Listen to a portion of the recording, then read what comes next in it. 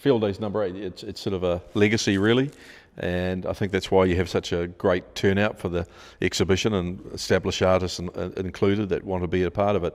I think overall the width of the exhibition is quite diverse, from fully hands-on, man-made, woman-made works, as opposed to sort of much more technically operated pieces that have been assisted with CAD drawing and everything else. So real diverse style of works in here.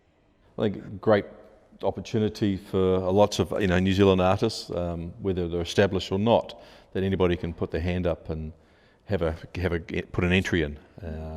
I think that's really is great for New Zealand in general, that we don't have to be qualified or established to be in a show like this, and it brings out people out of the woodwork, out of the farms, etc., and they get to showcase often those hidden talents. The work that spoke to me, it had a very strong place on the wall, and it's just something about that resonated with me, my background and who I am today, and I felt comfortable with the winning works. So I really just went with my gut feeling and returned to the ones I was uncertain about to see which position I could decide. I felt good with putting them into. So yeah, very happy with the pieces that I've chosen. I think each are standalone works. They're not alike each other. They're quite different, and also quite different to the rest of the field of entries as well. So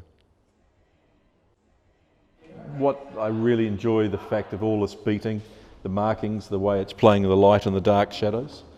Just, if you're not going to stop count how many pieces there are there, but there's a lot of work involved in that, and it's back to that being, using the hand. The artist has had the vision, and it's gone about creating that vision and making it finished. I'd happily display that in my house. It's an installation, exhibition artwork. I think just in this format, amongst the other exhibits, this sort of stood out.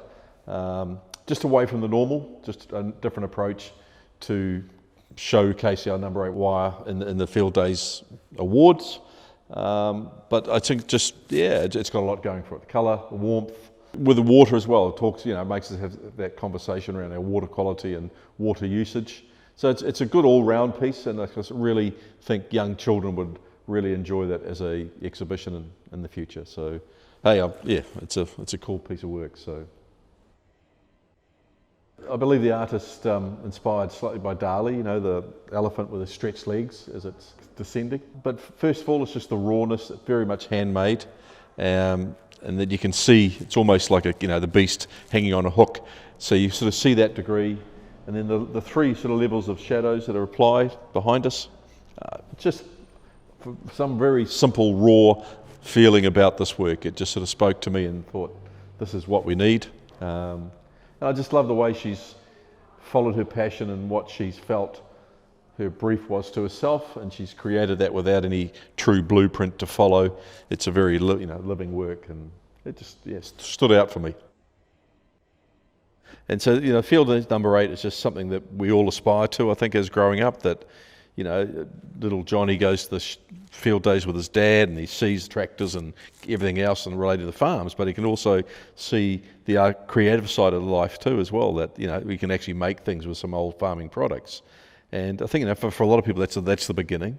And some of these guys here today are obviously full-time artists. Others could be the first time they've exhibited. So it just gives us that strength and belief in ourselves that we can pick up a bit of #8 wire and we make things. So